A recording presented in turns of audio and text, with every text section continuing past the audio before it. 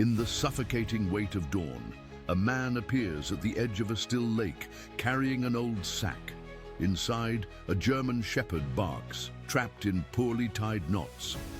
Without looking around, the man pushes the sack into the dark water and watches the bubbles quickly disappear. Nearby, a baby crawls in the yard, circling among dirty toys. A branch breaks in the bushes, a muddy figure drags itself to the open gate.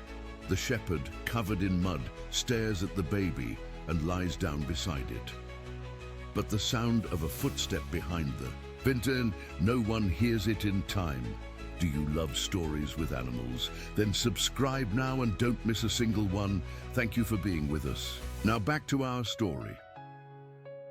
Sarah Mitchell had always found solace in her morning walks along Clearwater Lake. At 63, with her husband Harold gone these past 2 years, the routine had become more necessity than pleasure. A way to chase, away the silence that filled their old farmhouse. The small town of Millbrook, Tennessee, population 847, wasn't the kind of place where much happened, and that's exactly how Sarah liked it. But this muggy July morning felt different somehow. The air hung thick and heavy, promising another scorching day ahead. As Sarah made her way down the familiar dirt path that hugged the lake's eastern shore, something caught her eye near the patch of cattails where the old fishing dock used to stand. There was movement in the water, frantic, desperate movement that sent ripples spreading across the otherwise mirror-like surface. Sarah stopped abruptly, her hand instinctively reaching for the small cross pendant at her throat. Something large was thrashing near the vegetation, fighting against the water with a desperation that made her stomach clench. "Oh, my Lord," she whispered, squinting through the morning haze. The shape was too big to be a fish, too wild to be a swimmer. Her first instinct was to rush forward, but years of caution held her back. Harold used to say she was too trusting for her own good, always willing to help before thinking of the consequences. The thrashing grew more violent, then suddenly stopped. Sarah held her breath, waiting. The surface of the lake began to calm, showing only the gentle lapping of small waves against the muddy shore. She took a tentative step forward, then another, but something deep in her gut told her to run. Without another moment's hesitation, Sarah turned and hurried back toward town, her sensible walking shoes slipping slightly on the dew-wet grass. Her heart pounded as she made her way to the Henderson farm, the closest place she could think of to get help. Margaret Henderson was hanging laundry on the line when Sarah came huffing up the gravel driveway. "Margaret! Margaret! I need help!" Sarah called out, still catching her breath. The younger woman, who was known throughout Millbrook for knowing everyone's business better than they knew it themselves, immediately dropped the bedsheet she was pinning and hurried over. "Sarah, honey, what's got you all worked up?" "There's something in the lake, something big. It was fighting, struggling, and then—" Sarah gestured helplessly with her hands. "We need to call someone, get some men down there." Margaret's eyes lit up with the kind of excitement that comes from being the first to know about potential drama. "I'll get my Jim and we'll round up a couple of the boys. You sure about what you saw?" "I know what I saw," Sarah insisted, though doubt was already creeping in. It was real, Margaret. Something was in distress. Within 20 minutes, a small group had assembled. Jim Henderson, his teenage son Danny, and Carl Weber from the hardware store. They followed Sarah back to the lake, their voices low and serious as they speculated about what might have caused such a disturbance. But when they reached the spot where Sarah had seen the commotion, there was nothing. The lake stretched out peacefully before them, its surface broken only by the occasional jump of a bass or the lazy paddle of a duck. The men walked the shoreline, looking for any sign of what might have been there, but found only the usual collection of fallen branches and lake debris. "Maybe it was just a really big catfish," Danny suggested, trying to be helpful. Carl Weber, scratched his graying beard and shook his head. Catfish don't thrash like that, son, but whatever it was, it's gone now. Sarah felt her cheeks burning with embarrassment. She could see the polite skepticism in their eyes, the way they exchanged glances when they thought she wasn't looking. I know what I saw, she repeated, but her voice lacked conviction. Of course you did, Sarah, Jim Henderson said kindly. Sometimes the morning light plays tricks on us. Happens to the best of us. As the group dispersed, each man returning to his morning routine, Sarah remained by the water's edge for a few minutes longer. She stared at the spot where she'd seen the struggle, willing some evidence to surface, but the lake kept its secrets, as it always had. 3 miles away, in a modest white clapboard house on Maple Street, 24-year-old Rebecca Carson was trying to convince her 11-month-old daughter Emily to eat her breakfast. The baby had been fussy all morning, pushing away her cereal and crying every time Rebecca tried to put her in the high chair. Come on, sweetheart, Rebecca cooed, attempting once again to get the spoon near Emily's mouth. Just a little bite. For Mama? Rebecca's husband Tom had left early for his job at the sawmill, leaving her alone to manage the morning routine. It wasn't that she minded. She'd chosen to stay home with Emily rather than return to her job at the bank, but some days felt longer than others. Today was shaping up to be one of those days. Emily's cries grew louder, and Rebecca sighed, setting down the spoon and lifting her daughter from the chair. Okay. Let's go outside for a bit. Maybe some fresh air will help. She carried Emily through the kitchen and out the back door, where their small fenced yard offered a safe space for the baby to crawl around on a blanket.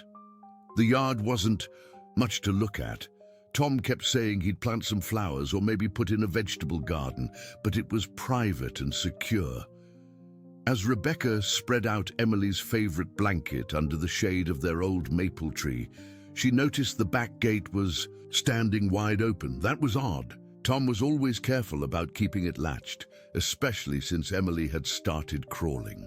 That's strange, she murmured, walking over to close it. As she reached for the latch, she heard Emily giggle, a sound that immediately made her smile. But when she turned around, her breath caught in her throat. A dog was standing at the edge of their yard, just inside the fence line. It was a German Shepherd, but unlike any she'd ever seen. The animal was soaking wet, its thick coat matted, and clinging to what looked like a painfully thin frame. Mud caked its legs and belly, and there were scratches visible along its flanks. But it was the dog's eyes that struck her most, intelligent, alert, and fixed entirely on baby Emily, who was clapping her hands in delight at this unexpected visitor. "Oh, my God," Rebecca whispered, her protective instincts immediately kicking in. She took a step toward Emily, ready to scoop her up and run if necessary. But something in the dog's posture stopped her. Despite its bedraggled appearance, there was nothing threatening about its stance. If anything, the animal looked exhausted, defeated. The dog took a slow, careful step toward Emily, and Rebecca tensed. But instead of showing any aggression, the German Shepherd lowered itself to the ground about 3 feet from the baby, its head resting on its paws. Emily gurgled happily and stretched her little arms toward the dog. "Easy, boy," Rebecca said softly, though she wasn't sure if she was talking to the dog or trying to calm her own racing heart. "Where did you come from?" The dog's tail gave a weak wag, as if responding to her gentle tone. It made no move to get closer to Emily, but its eyes never left the baby's face. There was something almost protective in its gaze, as if it had appointed itself as Emily's guardian. Rebecca found herself torn between fear and sympathy. The dog was clearly in bad shape. When was the last time it had eaten? How had it gotten so wet and muddy? And why had it chosen their yard, their baby? She slowly approached Emily and carefully picked her up, half expecting the dog to react. But the German Shepherd simply watched, its expression almost approving of her protective actions. "I should call Tom," Rebecca murmured, backing toward the house with Emily in her arms. But something made her hesitate. Maybe it was the way the dog had positioned itself so respectfully, or maybe it was the gentle intelligence in its eyes. Whatever it was, Rebecca found herself setting Emily back down on the blanket, though she remained close by. "You're hungry, aren't you?" she said to the dog. "And tired. What happened to you, boy?" As if understanding her words, the dog lifted its head slightly and let out a soft whine. It was a sound of such profound sadness that Rebecca felt her heart clench. Without quite knowing why, she made a decision that would change everything. "Stay right here," she told the dog, pointing to the spot where it lay. "Don't move." To her amazement, the German Shepherd seemed to understand. It settled more firmly into position, its eyes never leaving Emily, who had gone back to playing with her toys as if having a strange dog in the yard was the most natural thing in the world. Rebecca hurried into the house and returned with a bowl of water and some leftover roast chicken from the previous night's dinner. She set both items near the dog, but not too close to Emily. The German Shepherd looked at her with what could only be described as gratitude before drinking deeply from the bowl. It ate the chicken carefully, almost delicately, as if trying to prove it deserved this kindness.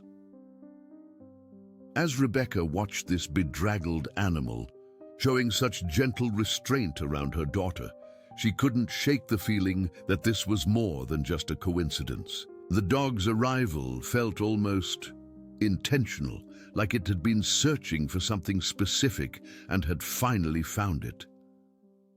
She glanced at her watch. Tom wouldn't be home for hours, and she found herself reluctant to make any decisions about the dog without talking to him first. But one thing was certain, she couldn't just turn the animal away. Not when it looked like it had been through such an ordeal.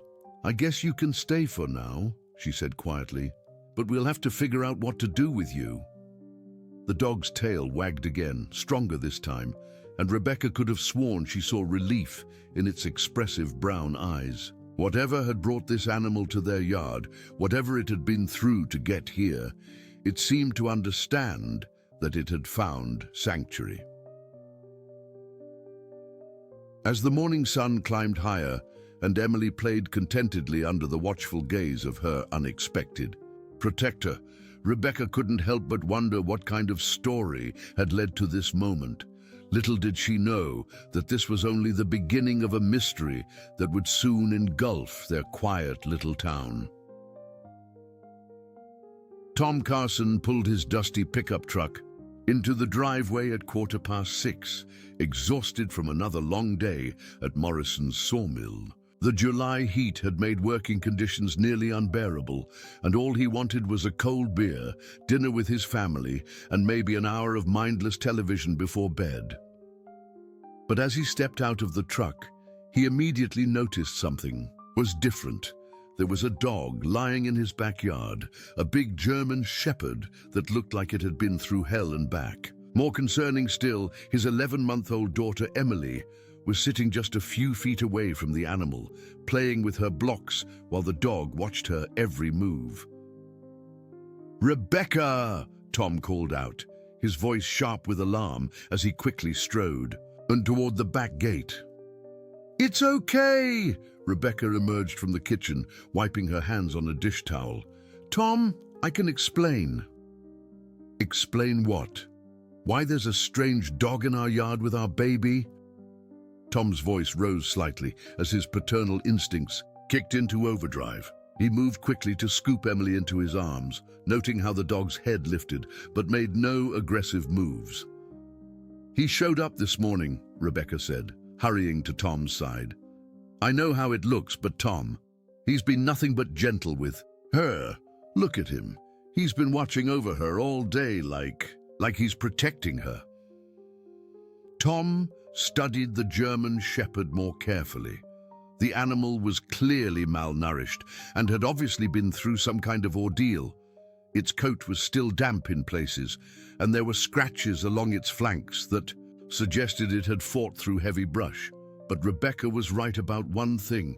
There was nothing threatening in the dog's demeanor. "Where did he come from?" Tom asked, his voice calmer now but still concerned. "I don't know.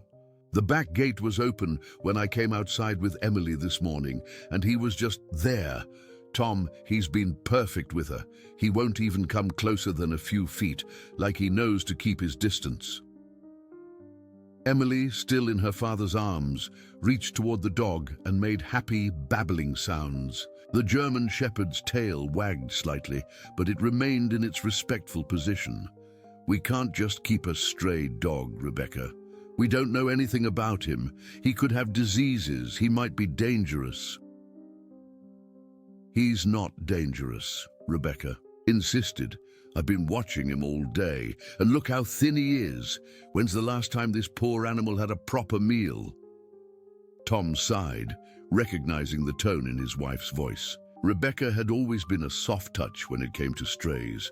They'd had this conversation about cats, birds with broken wings, and even a baby raccoon she'd found orphaned last spring.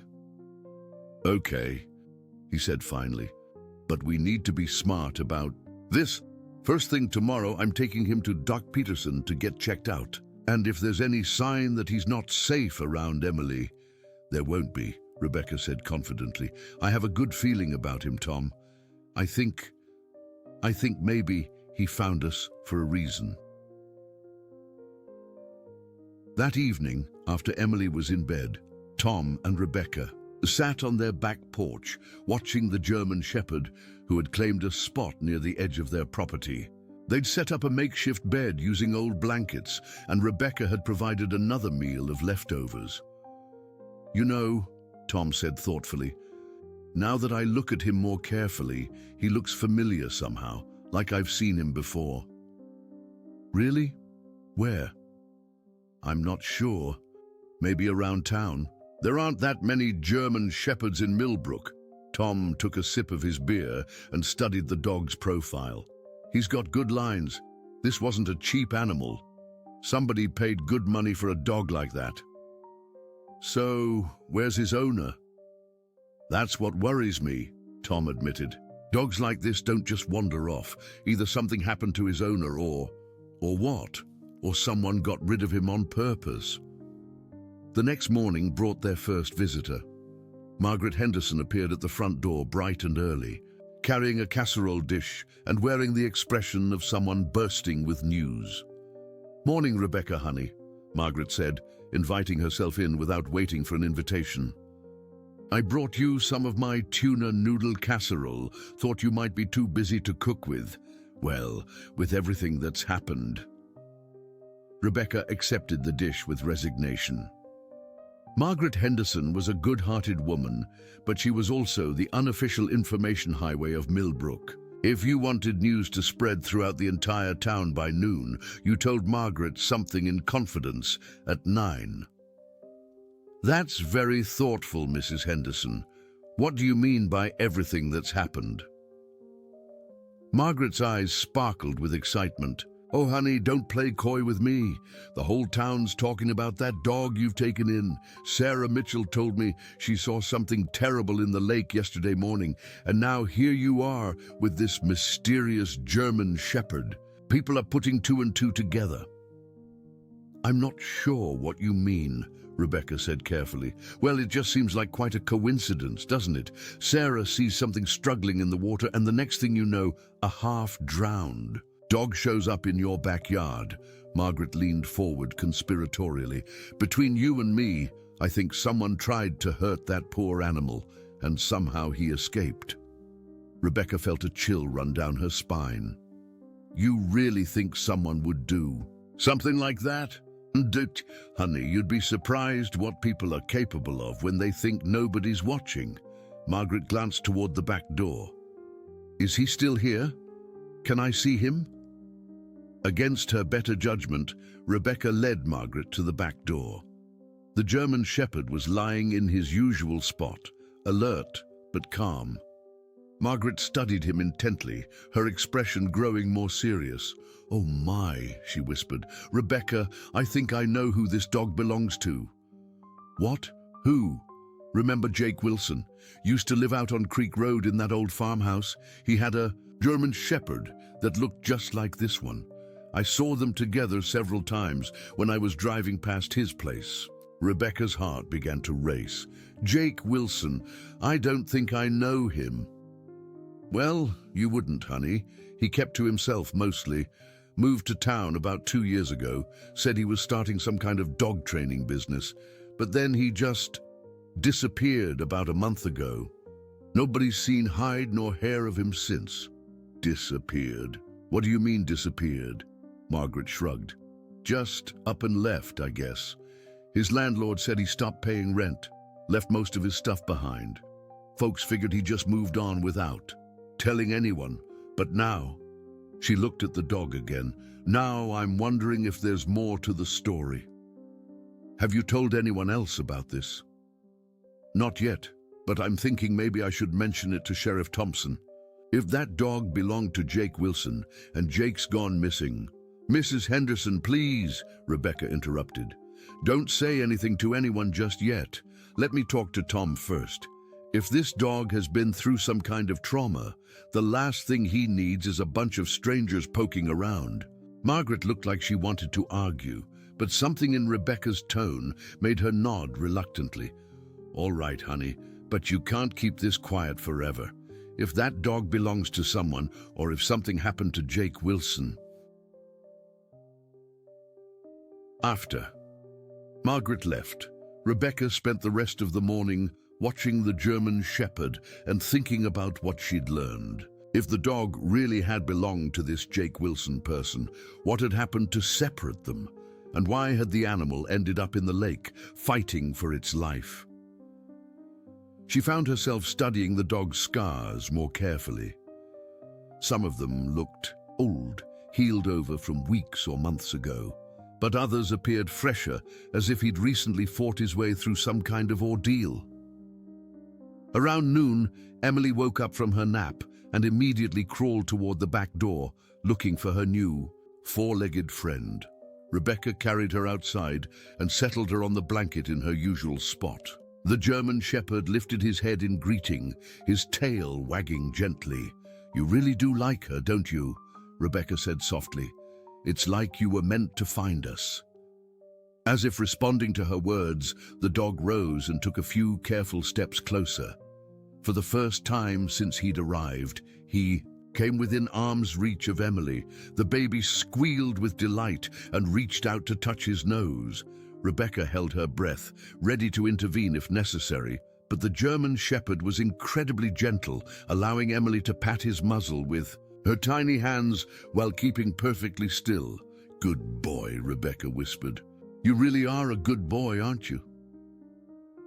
That afternoon, while Emily napped again, Rebecca decided to do some investigating of her own. She drove out to Creek Road, looking for the farmhouse Margaret had mentioned. It wasn't hard to find. It was the only property on that stretch of road that looked abandoned. The house was a small, run-down place with peeling paint and an overgrown yard. There was a "for rent" sign in the front yard, and several windows were boarded up. But what caught Rebecca's attention was the fenced area behind the house, clearly designed for keeping dogs. She parked her car and walked carefully around the property, staying on the road but trying to get a better look. The fencing was heavy-duty, the kind used for large, strong animals. There were several dog houses scattered around the enclosed area, all empty now. "Can I help you?"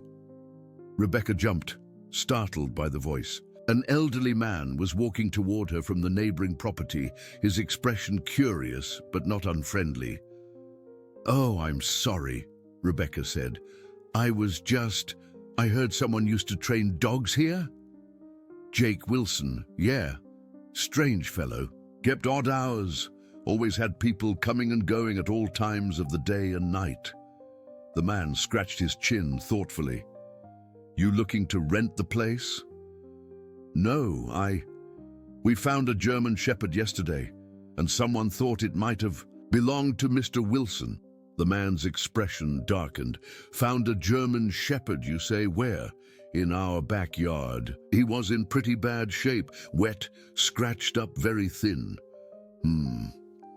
The man looked toward the abandoned farmhouse, then back at Rebecca. That's interesting.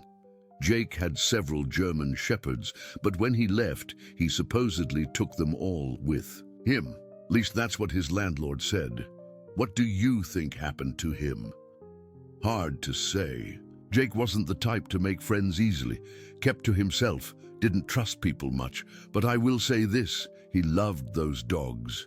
Can't imagine him abandoning one, no matter what kind of trouble he might have been in.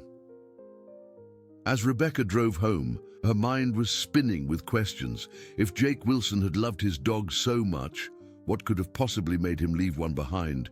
And how had the animal ended up in Clearwater Lake, fighting for its life? When she arrived home, she found Tom in the backyard with Emily and the German shepherd. Her husband was sitting on the ground, and the dog had moved even closer, close enough that Emily could grab handfuls of his fur while she babbled happily. "How did your day go?" Tom asked as Rebecca approached. "Interesting," she said, settling down beside them. "Mrs. Henderson thinks she knows who this dog belongs to, a man named Jake Wilson who used to live out on Creek Road." "Wilson?" Tom frowned. "That name sounds familiar. He supposedly left town about a month ago, but nobody knows where he went or why." Tom studied the German shepherd thoughtfully. "You know what? I remember now where I've seen this dog before. It was about 6 weeks ago, maybe 2 months. I was driving home from work, and I saw a man walking along the side of Highway 41 with a German shepherd. The guy looked agitated, kept looking over his shoulder like he was worried about something. Do you think it was Jake Wilson?" "Could have been. I didn't get a good look at his face, but the dog, yeah, I'm pretty sure it was this one." Rebecca felt a chill of unease. "Tom, what if someone really did try to hurt him? What if he escaped from something terrible?" Tom reached over and took her hand. "Then I'm glad he found us," he said simply. "Whatever happened to him before, he's safe now." But even as he said the words, Tom couldn't shake the feeling that their newfound peace might not last long. If someone had tried to harm this dog once, what would stop them from trying again? And what lengths would they go to in order to keep their secrets buried? As the sun began to set over Millbrook, painting the sky in shades of orange and pink, the German shepherd lifted his head and looked toward the woods that bordered their property. His ears were pricked forward, alert to some sound or scent that neither Tom nor Rebecca could detect. For just a moment, his whole body tensed, and a low, warning growl rumbled in his throat. Then just as quickly, he relaxed and went back to watching Emily play. But the message was clear. Whatever had happened in his past, it wasn't over yet. The visit to Doc Peterson's veterinary clinic the next morning confirmed what Rebecca had suspected. The German shepherd was in remarkably good health despite his recent ordeal. The vet, a kind man in his 60s who had been treating animals in Millbrook for over 30 years, examined the dog thoroughly while Tom and Rebecca waited anxiously. "Physically, he's in good shape," Doc Peterson announced, scratching the dog behind the ears.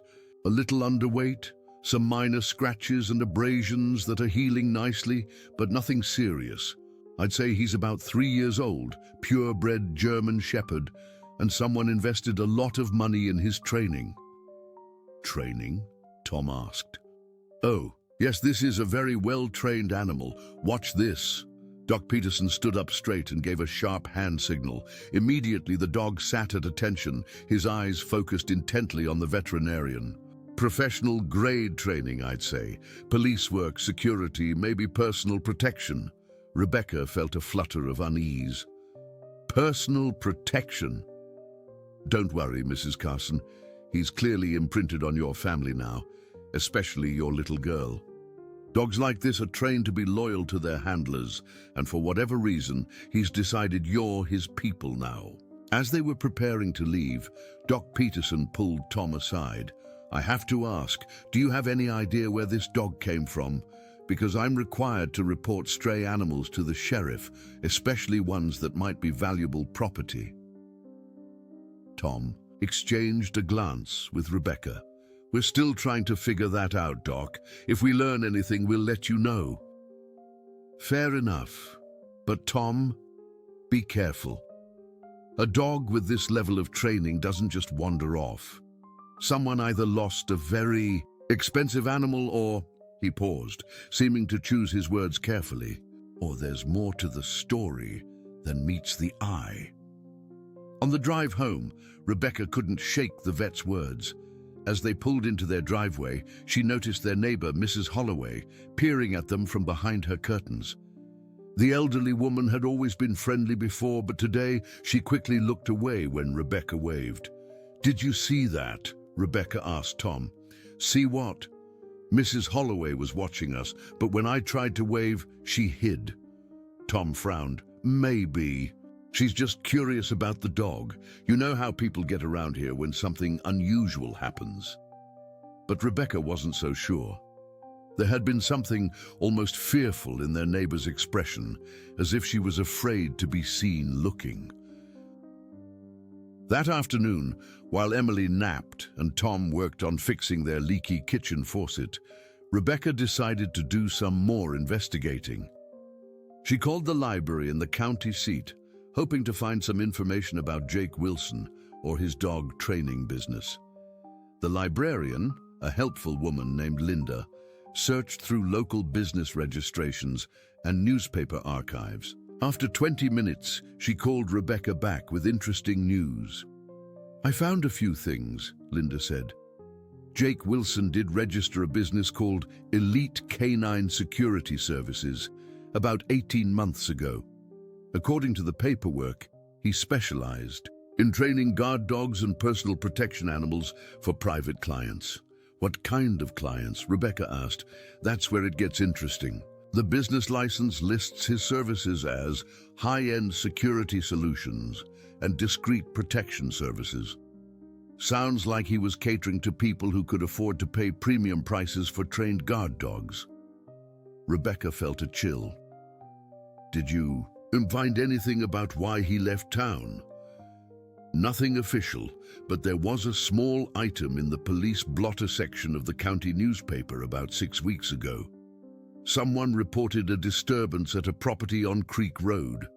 Loud noises, dogs barking, possible trespassing, but when officers arrived they found the property empty." After hanging up, Rebecca sat in her kitchen, staring out at the German Shepherd, who was lying peacefully in the yard while Emily played nearby. Elite Canine Security Services, high-end clients, discreet protection services. What kind of business had Jake Wilson really been running? Her thoughts were interrupted by the sound of the front doorbell. When she opened the door, she found Sheriff Thompson standing on her porch, his expression serious but not unfriendly. "Afternoon, Mrs. Carson. I hope you don't mind me stopping by, but I heard you folks found a stray dog." Rebecca's heart began to race, but she tried to keep her voice calm. "Yes, Sheriff. He showed up in our yard yesterday morning." "Mind if I take a look at him?" Rebecca led Sheriff Thompson to the backyard, where Emily was now awake and playing with her blocks, while the German Shepherd maintained his protective vigil nearby. The sheriff studied the dog carefully, his expression thoughtful. "That's a fine-looking animal," he said finally. "Doc Peterson tells me he's professionally trained." "That's what he said, yes." "Mrs. Carson, I'm going to ask you straight. Do you know where this dog came from?" Rebecca took a deep breath. "Mrs. Henderson thinks he might have belonged to Jake Wilson, the man who used to live out on Creek Road." Sheriff Thompson's expression darkened. "Jake Wilson, huh? Now that's interesting." "Sheriff, can I ask you something? What exactly happened with Mr. Wilson? Why did he leave town so suddenly?" The sheriff was quiet for a long moment, watching as Emily crawled closer to the dog. "Mrs. Carson, there are some things I can't discuss in an ongoing investigation, but I will tell you this. Jake Wilson's disappearance raised some questions that we haven't been able to answer. What kind of questions? The kind that make me concerned about you keeping that dog. Sheriff Thompson turned to face her directly. Mrs. Carson, Jake Wilson wasn't just training pets.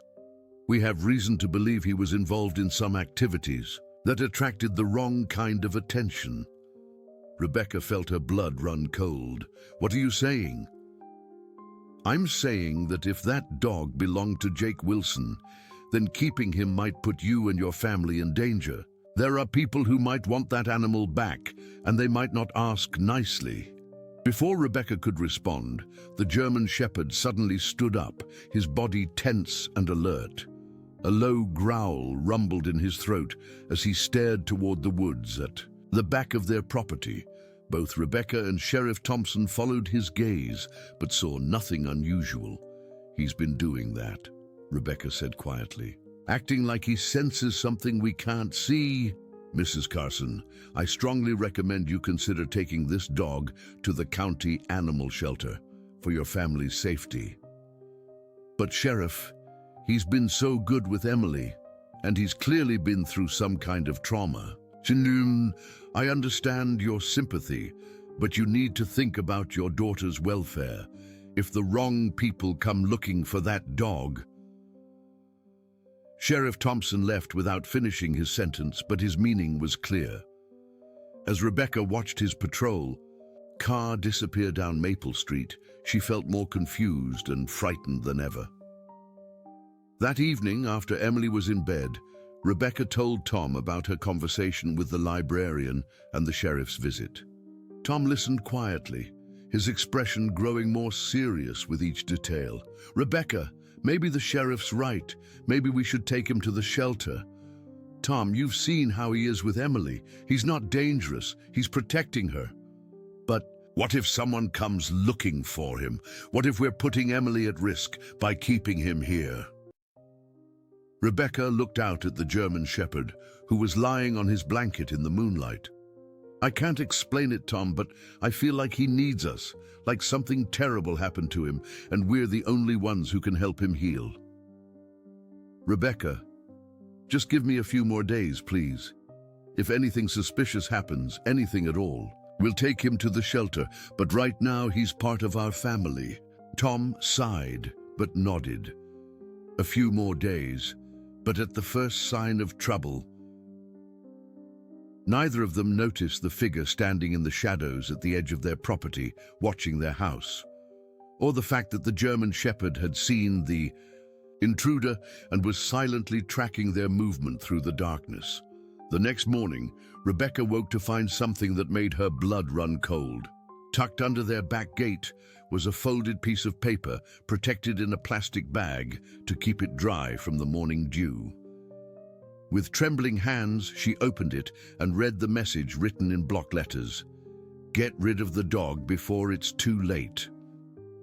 There was no signature, no indication of who had left it, but the message was clear. Someone knew about their German Shepherd, and they wanted him gone.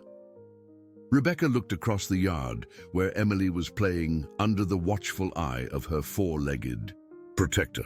The dog seemed to sense her distress and lifted his head, his intelligent brown eyes meeting hers. What happened to you? She whispered. And who's trying to scare us away from helping you? As if in response to her questions, the German Shepherd rose and walked to the back fence, his nose pressed against the chain link as he sniffed carefully. He was following a scent trail, Rebecca realized, the same trail left by whoever had delivered the threatening note. For the first time since the dog had arrived, Rebecca felt truly afraid, not of the animal who had shown nothing but gentleness toward her family, but of the unknown people who clearly wanted him back for reasons they were willing to threaten a young family to achieve. She folded the note carefully and slipped it into her pocket. Tom needed to see this, and then they would have to make some difficult decisions. But looking at Emily, who was giggling as the German Shepherd returned to his protective position beside her, Rebecca found herself more determined than ever to uncover the truth. Whatever had happened to this dog, whatever secrets Jake Wilson had been hiding, someone was desperate enough to threaten a family with a baby to keep those secrets buried. And that, more than anything else, convinced Rebecca that they were on the right side of whatever battle was coming. The German Shepherd seemed to understand the gravity of the situation. Throughout the day, he remained more alert than usual, his ears constantly swiveling toward sounds Rebecca couldn't hear. Several times, he positioned himself between Emily and the back fence, as if preparing to defend his young charge against some invisible threat. As evening approached, Rebecca found herself checking the locks on their doors and windows, something she had never felt the need to do in peaceful Millbrook. The anonymous note had changed everything, transforming their quiet backyard sanctuary into a place where danger might be lurking just beyond the fence line. But it had also strengthened her resolve. Whatever this dog had been through, whatever secrets surrounded his past, she was not going to abandon him to face it alone. Emily had already formed a bond with her unlikely protector, and Rebecca was beginning to understand that this was about more than just helping a stray animal. This was about standing up to people who thought they could intimidate an innocent family to cover up their own wrongdoing. And Rebecca Carson had never been one to back down from a fight, especially when it came to protecting the ones she loved. Tom's reaction to the threatening note was swift and decisive. After reading it twice, he crumpled the paper in his fist and paced around their kitchen like a caged animal. "That's it," he said firmly. "We're taking him to the shelter today." "Tom, please just think about this." "Think about what, Rebecca?" "Someone left a threat on our property. A threat directed at our family because of that dog. I won't risk Emily's safety, not for any animal." Rebecca understood her husband's protective instincts, but something deep inside her rebelled against the idea of abandoning the German Shepherd. What if we're the only thing standing between him and whatever those people want to do to him? "That's not our responsibility," Tom said, though his voice lacked conviction. "Our responsibility is to our daughter." Their argument was interrupted by Emily's delighted squeals from the backyard. Through the kitchen window, they could see her taking her wobbly first steps between the back door and the dog, who was lying perfectly still to avoid startling her. Each time she reached him, Emily would pat his head and giggle before turning around to take more steps back toward the house. "Look at them, Tom," Rebecca said softly. "Tell me that dog isn't good for her." Tom watched his daughter's joy for several minutes before sighing heavily. "One more day, Rebecca, but I'm calling in some favors, asking around about this Jake Wilson character. If we're going to keep that dog, I want to know exactly what we're dealing with." That afternoon, while Rebecca and Emily spent time in the backyard, Tom made several phone calls. His first was to his brother-in-law Danny, who worked for the county building inspector's office and had access to property records. "Jake Wilson," Danny repeated when Tom explained what he needed. "Yeah, I remember that name. He rented the old Hendricks place on Creek Road. But Tom, there was something weird about his setup out there." "Weird how?" "Well, when I had to do an inspection for his business license, I found some things that didn't add up. He had these heavy-duty kennels, the kind you'd use for aggressive animals or long-term containment. And there was this basement area that he claimed was for storage, but it had reinforced doors and soundproofing." Tom felt a chill run down his spine. "Soundproofing?" "Yeah, and get this, when I asked about it, he got real defensive, said it was for training purposes to minimize noise complaints from the neighbors. But Tom, I've seen plenty of dog training facilities, and none of them needed that level of sound control." After hanging up with Danny, Tom called his friend Miguel, who worked as a state trooper and had connections throughout law enforcement in the region. "Miguel, I need to ask you about something confidentially," Tom began, then explained about the dog and Jake Wilson. Hermano, you need to be very careful, Miguel said, his voice serious. I can't give you details, but Jake Wilson's name has come up in some investigations that are way above my pay grade, federal stuff. If you really have his dog, you might want to consider that there are people looking for any connection to Wilson's operation. What kind of operation? The kind where trained attack dogs are worth more than most people's cars, and the clients don't like leaving loose ends. Tom hung up feeling more worried than ever, but before he could decide what to do with this information, his attention was drawn to commotion in the front yard. Margaret Henderson was marching up their driveway, followed by 3 other neighbors he recognized from around town. "Tom Carson!" Margaret called out as he stepped onto the front porch. "We need to talk." "What can I do for you, Mrs. Henderson?" "It's about that dog you're keeping. The whole neighborhood is talking and people are concerned." Tom glanced at the other neighbors. Bill Martinez from 2 streets over, Susan Chen, who lived across from the elementary school, and old Walter Kowalski from the corner house. Their expressions ranged from worried to downright hostile. "Concerned about what?" "About having a dangerous animal in a residential neighborhood," Susan Chen spoke up. "I have 2 small children, Mr. Carson. If that dog attacks someone..." "The dog hasn't shown any signs of aggression," Tom replied, trying to keep his voice level. "That you know of," Walter Kowalski interjected. "But what happens when it decides it doesn't like strangers? What happens when some kid gets too close to your fence?"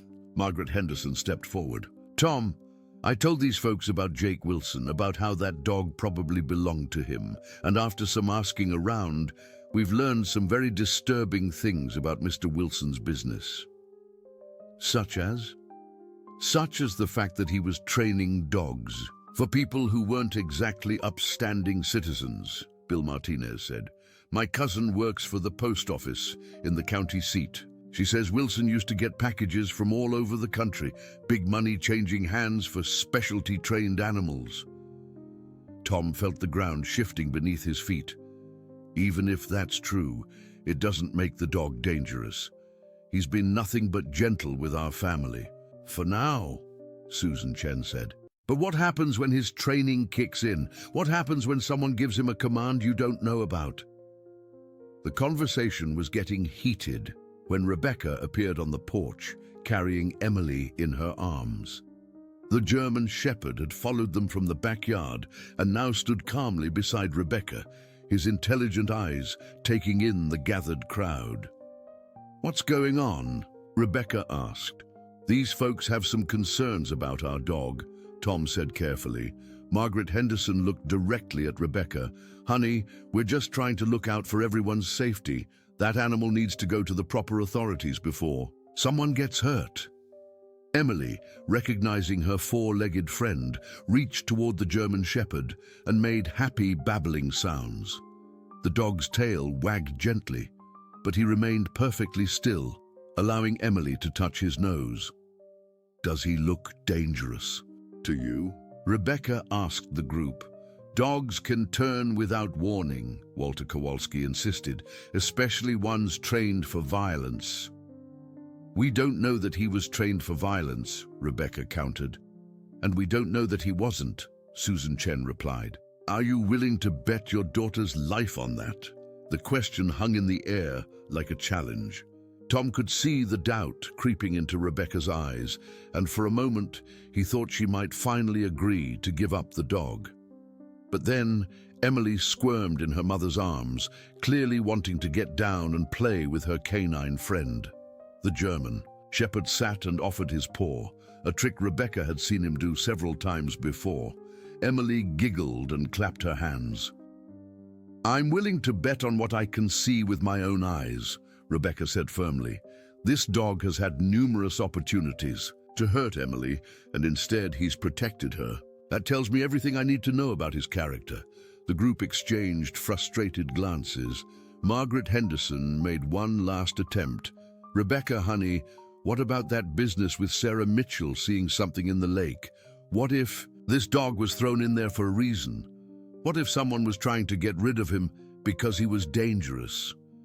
Or, Rebecca replied, what if someone was trying to get rid of him because he knew too much about their illegal activities? This suggestion seemed to catch the neighbors off guard. They hadn't considered that the dog might be a victim rather than a threat. Either way, Tom said, stepping closer to his wife, we appreciate your concerns, but this is our decision to make. If we feel our family is in any danger, we'll take appropriate action.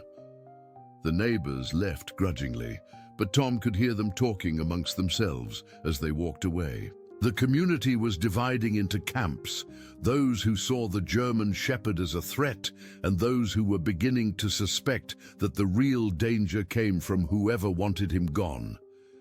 That evening, Tom shared what he'd learned from his phone calls. Rebecca listened with growing alarm as he described the suspicious setup at Jake Wilson's property and the federal investigations. Tom, what if this dog witnessed something he wasn't supposed to see? What if that's why someone tried to get rid of him? Then we're in over our heads, Tom admitted. But Rebecca, I keep coming back to one thing. Emily's reaction to him. Animals and children have instincts about these things. If he was truly dangerous, don't you think she would sense it? As if summoned by their conversation, the German Shepherd appeared at the back door, his body language alert but not alarmed. Tom let him in, noting how the dog immediately went to check on Emily in her playpen before settling on the floor nearby. He's not just protecting her, Rebecca observed. It's like he's reporting for duty, like he knows this is his job now. Maybe that's exactly what it is, Tom said thoughtfully. Maybe his training was to protect, not to attack. Maybe Jake Wilson was training guardian dogs, not attack dogs. But then, why would someone want to get rid of him? Before Tom could answer, the German Shepherd's head snapped up, his ears pricked forward. A low, warning growl rumbled in his throat as he moved to the front window and peered out through the curtains. Tom and Rebecca followed, trying to see what had caught the dog's attention. The street appeared empty, but the animal's tension was impalpable. There, Rebecca whispered, pointing to a dark car parked about half a block away. That car wasn't there before. As they watched, the car's engine started, and it slowly drove away without turning on its headlights until it reached the corner. Someone was watching our house, Tom said grimly. The German Shepherd continued to patrol the front windows for another hour before finally settling down. But his message was clear. The threat was real, and it was getting closer. That night, Tom and Rebecca took turns checking on Emily throughout the night. Each time one of them entered the nursery, they found the German Shepherd lying beside the crib, alert and vigilant. He's not sleeping, Rebecca whispered to Tom during one of their checks. I don't think he's really slept since he got here. He's standing guard, Tom realized. Whatever training he received, part of it was to stay alert when there's a threat present. As they stood watching their daughter sleep peacefully under the protection of her unlikely guardian, both Tom and Rebecca came to the same unspoken conclusion. Giving up the dog wouldn't make them safer. It would only leave them defenseless against whatever forces had driven him to their door in the first place. The German Shepherd had chosen them, but more importantly, he had chosen Emily. And despite all the pressure from neighbors and authorities, despite the threatening notes and mysterious watchers, Rebecca and Tom were beginning to understand that their fight wasn't really about keeping a pet. It was about protecting an innocent animal who had risked everything to protect their child. And in a world where that kind of loyalty was rare, they weren't about to abandon him now. But as the night wore on and the dog maintained his silent vigil, none of them could have predicted that their resolve would be tested in ways they never imagined, starting with the morning that would change everything. Rebecca woke to the sound of silence, and somehow that was more terrifying than any scream could have been. The house felt wrong, too quiet, too still. The digital clock beside her bed glowed 3:17 a.m. in angry red numbers. She lay still for a moment, trying to identify what had pulled her from sleep. Tom was beside her, breathing deeply in undisturbed slumber. Outside, the summer night was humid and thick, broken only by the distant sound of crickets. Then she realized what was missing. The soft sounds Emily made in her sleep, the gentle breathing, the occasional rustle of movement in her crib, were absent. Rebecca's heart began to race as she slipped out of bed and padded quietly down the hall to the nursery. The door was slightly ajar, exactly as they always left it. But when she pushed it open and looked inside, her world tilted on its axis. Emily's crib was empty. For a moment, Rebecca stood frozen, her mind refusing to process what she was seeing. The baby's blanket was still there, along with her favorite, stuffed rabbit. But Emily was gone. "Tom!" Rebecca's scream shattered the quiet house. "Tom, she's gone! Emily's gone!" Tom was out of bed and running before he was fully awake. He burst into the nursery, just as Rebecca was frantically checking under the crib, behind the changing table, anywhere a curious 11-month-old might have crawled. "What do you mean, gone?" Tom demanded, even as his eyes confirmed what Rebecca was telling him. "She's not here. She's not in her crib." Tom's mind raced through possibilities. Emily couldn't climb out of her crib yet. She was too small. The nursery window was closed and locked from the inside. The only way she could have left the room was through the door. Maybe she crawled out to the living room, Tom said, though he knew it was impossible. Even if Emily had somehow gotten out of her crib, she couldn't have opened the baby gate at the top of the stairs. They searched the house frantically, turning on every light, checking every room, every closet, every space large enough for a baby to hide. Nothing. "The doors," Rebecca gasped, running to check the front and back entrances. "Tom, the back door is unlocked." They had definitely locked it before going to bed. Tom was obsessive about security since the threatening note. But now the deadbolt was turned and the door stood slightly ajar. "Call 911, Tom ordered, grabbing a flashlight from the kitchen drawer. As Rebecca dialed with shaking fingers, Tom stepped out into the backyard. His flashlight beam swept across the grass, looking for any sign of disturbance. What he found made his blood run cold. Tiny footprints in the soft earth near the back door, bare baby feet that led from the house toward the woods at the back of their property. But mixed with Emily's prints were larger marks, deeper impressions that looked like they'd been made by heavy boots. "Rebecca!" he called. "Someone was here. Someone took her." But even as the words left his mouth, Tom realized something else was missing. The German shepherd, who had stood guard every night since his arrival, was nowhere to be seen. Rebecca joined him in the yard, still clutching the phone. "The 911 operator is sending deputies, but Tom, where is he? Where's the dog?" They followed the footprint trail with their flashlights, calling Emily's name softly, afraid of what they might find, but more afraid of not looking. The trail led them past the back fence and into the wooded area that bordered several properties in their neighborhood.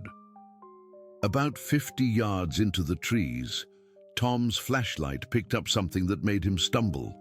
Dark stains on the leaves, scattered in an irregular pattern.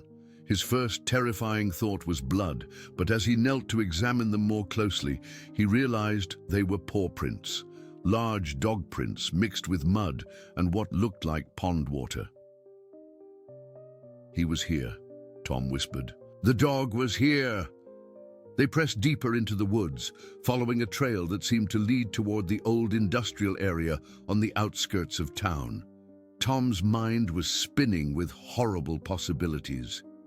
Had someone taken Emily to get to the dog? Or had the dog somehow been involved in her disappearance? "Wait," Rebecca said suddenly, grabbing Tom's arm. "Listen." In the distance they could hear barking, not the playful sounds of a dog at play, but urgent, demanding barks that sounded almost like a summons. They followed the sound through a maze of overgrown paths and abandoned equipment from the old lumber mill that had closed down years ago. The barking grew louder, more insistent, until they found themselves standing in front of a weather-beaten storage shed that Tom hadn't even known existed. The German Shepherd was sitting in front of the shed's door, his coat wet and muddy, scratches visible along his flanks. When he saw Tom and Rebecca, he barked once more and then turned to paw at the door. "Emily," Rebecca breathed, rushing forward. The shed door was secured with a rusty padlock, but Tom found a piece of rebar among the scattered debris and managed to break it open. As the door swung wide, his flashlight illuminated the interior of the small building. Emily was there, sitting on an old tarp in the far corner, completely unharmed and seemingly unbothered by her adventure. She clapped her hands when she saw her parents and babbled happily, as if this was all an elaborate game. Rebecca scooped up her daughter, checking her frantically for any signs of injury. But Emily appeared to be perfectly fine. Not a scratch on her, not even particularly dirty, despite her journey through the woods. "How did she get here?" Rebecca asked, even as relief flooded through her. Tom played his flashlight around the shed, looking for clues. What he found made him understand that this night had been about much more than a baby wandering away from home. The shed was clearly being used as some kind of storage space, but not for lawn equipment or seasonal decorations. Scattered around the small space were dog training supplies, heavy chains, protective sleeves used for bite training, and several cardboard boxes filled with paperwork. Tom opened one of the boxes and began examining the papers inside. Most were purchase orders and breeding certificates, but some were more disturbing: contracts for specialized security services and correspondence with clients whose names Tom didn't recognize, but whose return addresses included some very exclusive neighborhoods. "Rebecca, look at this," Tom said, holding up a photograph he'd found among the papers. The picture showed Jake Wilson standing with 3 German shepherds, all of them clearly related to the dog who had led them to Emily. But it was the setting that caught Tom's attention. The background showed the same shed they were standing in now. This was his storage place, Tom realized. Jake Wilson was using this shed to keep supplies for his business. But how did Emily get here? She can't walk this far, and she certainly can't open doors. Tom looked at the German shepherd, who was now sitting calmly beside Emily, as if nothing unusual had happened. But the dog's coat told a different story. He was soaking wet, and there were fresh scratches along his sides that hadn't been there the night before. "I think," Tom said slowly, "someone came to our house tonight to take Emily, and I think our friend here stopped them." "What do you mean?" "Look at him, Rebecca. He's been in a fight, and he's wet. Not just damp, but soaking wet, like he's been in the lake." Rebecca felt a chill of understanding. "You think someone tried to take Emily, and the dog fought them off?" "More than that. I think he brought Emily here to keep her safe while he dealt with whoever was threatening her." Tom's theory seemed impossible, but as he looked around the shed, he found more evidence to support it. Near the door was a torn piece of fabric that looked like it had been ripped from a shirt. And outside, his flashlight picked up tire tracks in the soft earth. Someone had driven here recently. The sound of sirens in the distance reminded them that they needed to get back to the house to meet the deputies. Tom gathered up several of the most interesting documents from Jake Wilson's boxes, while Rebecca carried Emily and the German shepherd led the way back through the woods. By the time they reached their backyard, 2 patrol cars were parked in their driveway, and Sheriff Thompson was organizing a search party. The relief on his face when he saw them emerging from the woods with Emily was evident. "Thank God," he said, hurrying over to them. "What happened?" Where did you find her? Tom and Rebecca took turns explaining about the unlocked door, the footprints, and the shed where they'd found Emily. But they made a deliberate decision not to mention Jake Wilson's papers. Not yet. Not until they had a chance to examine them more carefully. So you're saying this dog led you to your daughter? Sheriff Thompson looked skeptical. That's exactly what happened, Rebecca said firmly. He was sitting right outside the shed where Emily was, barking to get our attention. One of the deputies, a young man Tom didn't recognize, spoke up. Sheriff, maybe the dog took the baby there himself. Maybe he was trying to... No, Tom interrupted. Look at him. He's been in a fight. Someone else was involved in this. Sheriff Thompson studied the German Shepherd more carefully, noting the scratches and the way the animal stayed protectively close to Emily. You might be right, he admitted, but this raises more questions than it answers. Such as who knew where to find that shed and why they would take a baby there. The sheriff's expression was grim.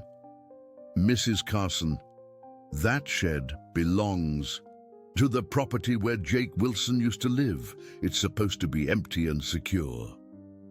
As the deputies finished their initial investigation and prepared to leave, Sheriff Thompson pulled Tom aside.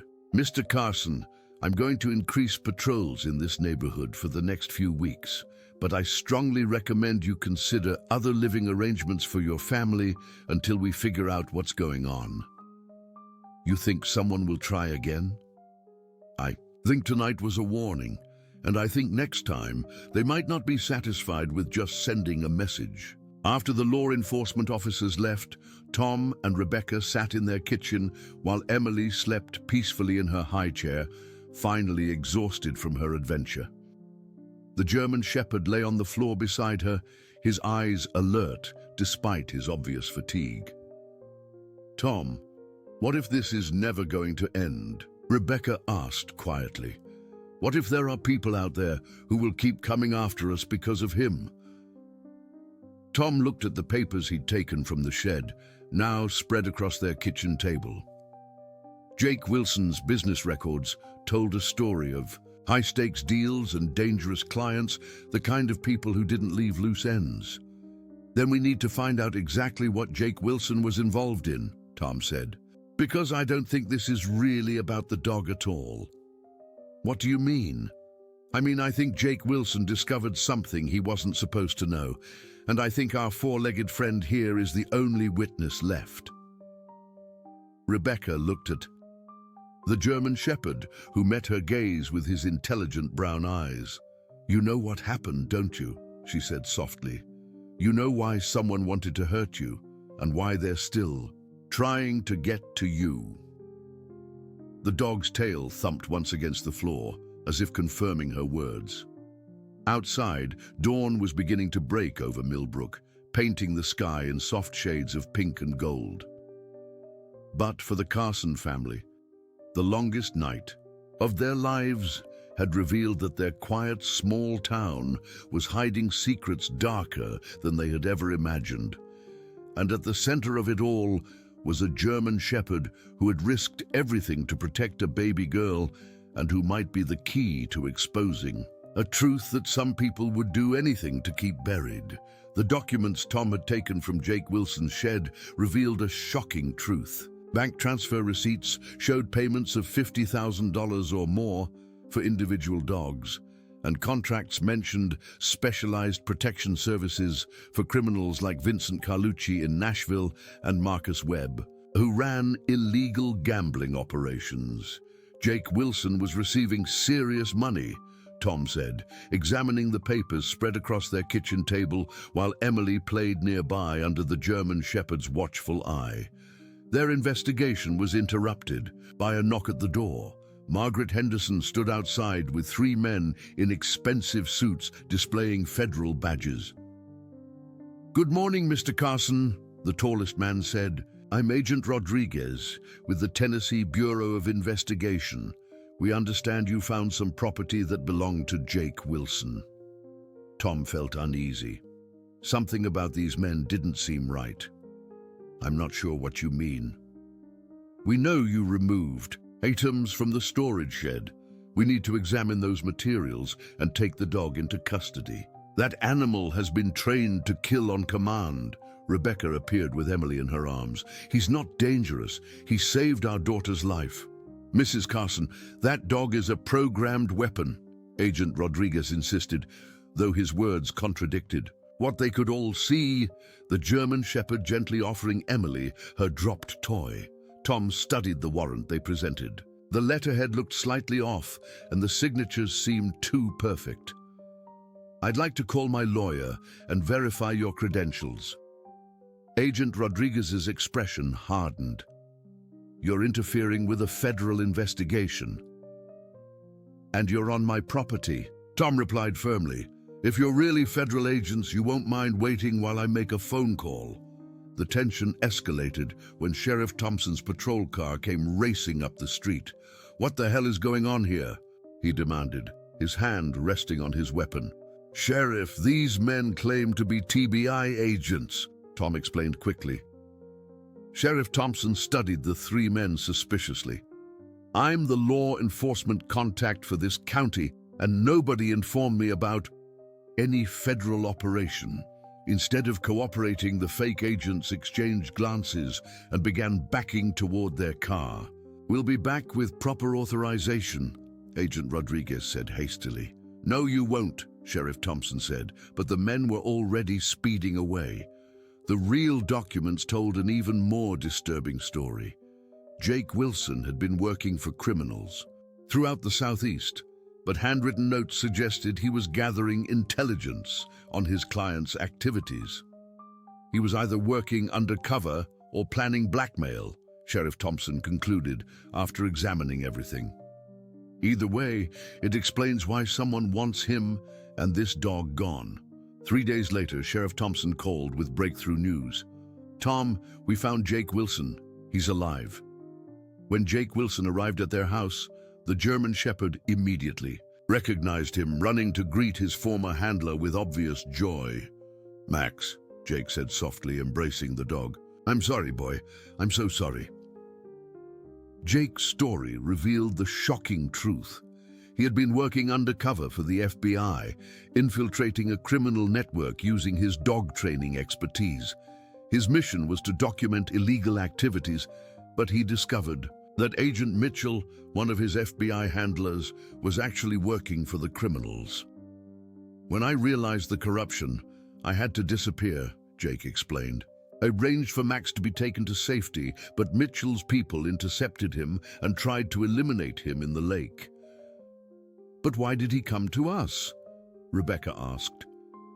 Max was trained to protect innocent people, especially children. When he found Emily, every instinct told him to guard her. The night she disappeared, Mitchell and his men used her as bait, taking her to the storage shed. But Max outmaneuvered them, fought off 2 armed men, and protected Emily until you arrived. Sheriff Thompson confirmed that Agent Mitchell and his associates had been arrested, and the entire criminal network was being dismantled. So it's over? Tom asked. Almost, Jake said, looking at Max playing gently with Emily. There's still the question of what happens to Max. The room fell silent until Jake smiled. He belongs with you. I can see how much he loves Emily.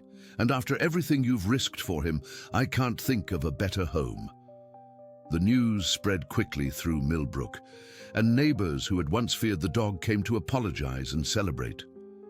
Margaret Henderson brought apologies and casseroles, while others marveled at the story of courage and loyalty. Doc Peterson confirmed Max was in perfect health and declared, "In 30 years of practice, I've never seen a bond like the one between that dog and your daughter." Jake stayed long enough to complete his FBI debriefing and ensure Max was legally registered as the Carson family's pet. Before leaving, he taught them about Max's extensive training. He knows over 50 commands, but his primary mission will always be protecting Emily, Jake explained. In the months that followed, Max settled into suburban life perfectly.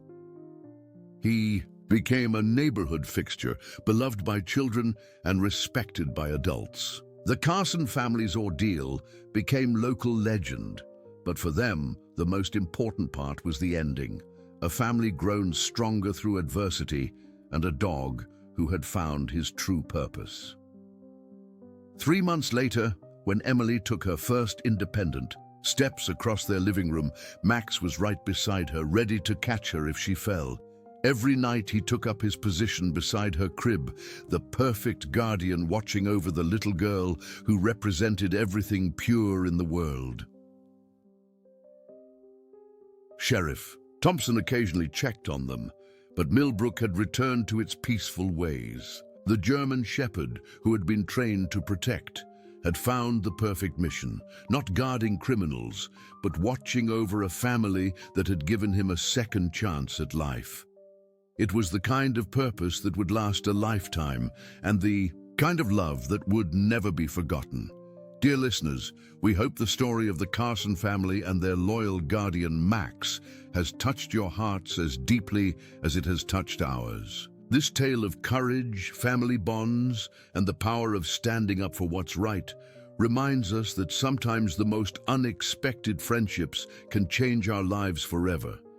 If this story has moved you, we have prepared a special collection of equally captivating tales that explore the beautiful complexity of human and animal relationships. You can find this exclusive playlist by clicking the link to your left. If you enjoyed Max and Emily's journey, please don't forget to subscribe to our channel and give this video a thumbs up. Every day we bring you unique stories that celebrate the triumph of love over fear, loyalty over convenience, and hope over despair. Share your thoughts about this story in the comments below. We love hearing how these tales resonate with your own experiences. Until our next story, remember that sometimes the greatest protectors come in the most unexpected forms, and the strongest families are built not just by blood, but by the bonds we choose to honor.